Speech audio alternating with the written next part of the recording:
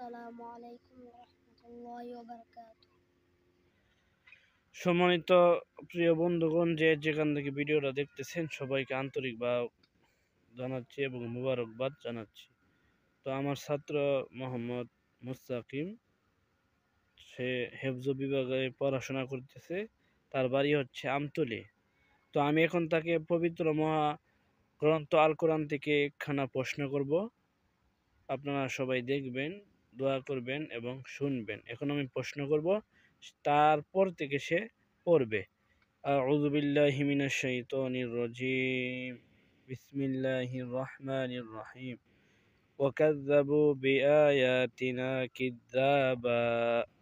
أعوذ بالله من الشيطان الرجيم. بسم الله الرحمن الرحيم. وكذبوا بآياتنا كذابا وكل شيء أحصيناه كتابا فذوقوا فلن نزيدكم إلا عذابا إن للمتقين مفازا حدائق وأعنابا وكواعب أترابا وكأسا دهاقا لا يسمعون فيها لغوا ولا كذابا جزاء من ربك عطاء حسابا رب السماوات والأرض وما بينهما الرحمن لا يملكون منه خطابا يوم يقوم الروح والملائكة صفا لا يتكلمون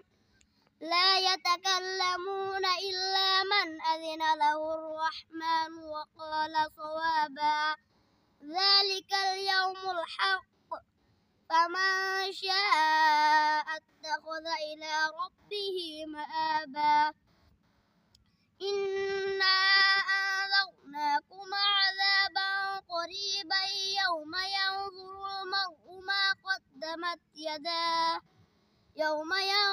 المرء ما قدمت يداه ويقول الكافر يا ليتني كنت ترابا صدق الله العلي العظيم মাশাআল্লাহ, জাযাকাল্লাহু তাআলা খায়রা ফিদ দারাইন।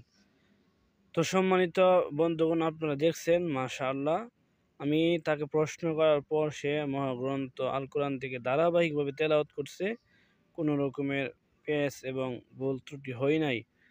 আমি দোয়া করি মুস্তাকিমের জন্য এবং আপনারা দোয়া করবেন আল্লাহ তাআলা তাকে যেন যুগ শ্রেষ্ঠ আলেম হাফিজ হিসেবে কবুল করে। সেই প্রত্যাশা রেখে আপনাদের সম্মুখে বিদায় নিলাম। আসসালামু আলাইকুম ওয়া রাহমাতুল্লাহ।